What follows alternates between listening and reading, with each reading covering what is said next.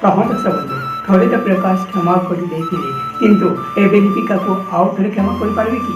ଏବେ ତ ବଡ଼ ଭୁଲ କରିଛନ୍ତି ଲିପିକା, ଆଉ ଏତେ ବଡ଼ ପ୍ରକାଶ ବହୁତ ରାଗିଯିବେ। ଏ କଥା ସବୁ ଜାଣିଲା ପରେ ପ୍ରକାଶ ଆଉ ଲିପିକାକୁ ଘରୁ ବାହାର କରିଦେବେ।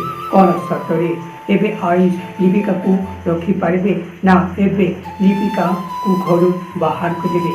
ସମସ୍ତେ ମିଳିମିଶି ଏସବୁ ନାଟକ କରିଛନ୍ତି କି? ଆଉ ଏଥିରେ ପ୍ରକାଶ ବାବୁ ସାମିଲ ଅଛନ୍ତି କି? ତ ଦର୍ଶକ ବନ୍ଧୁ ଯଦି ଆପଣମାନେ ଆମ ଚ୍ୟାନେଲକୁ ଯଦି ସବସ୍କ୍ରାଇବ୍ କରିନାହାନ୍ତି ତ ପ୍ଲିଜ୍ ଆପଣମାନେ ଆମକୁ ସବସ୍କ୍ରାଇବ୍ କରିଦିଅନ୍ତୁ।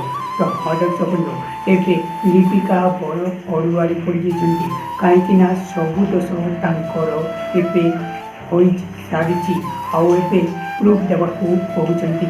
ତ ଦର୍ଶକ ବନ୍ଧୁ ସତ୍ୟ କ'ଣ ଲିପିକା ଭୁଲ କରିଛି ନା ଭୁଲ କରିନାହାନ୍ତି? ପ୍ରକାଶ ବାବୁ ଏବେ କହୁଛନ୍ତି ଲିପିକା ମୁଁ ଥରେ ତୁମକୁ ଚାନ୍ସ ଦେଇଥିଲି କିନ୍ତୁ ଏବେ ନୁହଁ, ଏବେ ତୁମେ ଏ ଘରୁ ବାହାରି ଯାଅ ଏମିତି କହିଛନ୍ତି।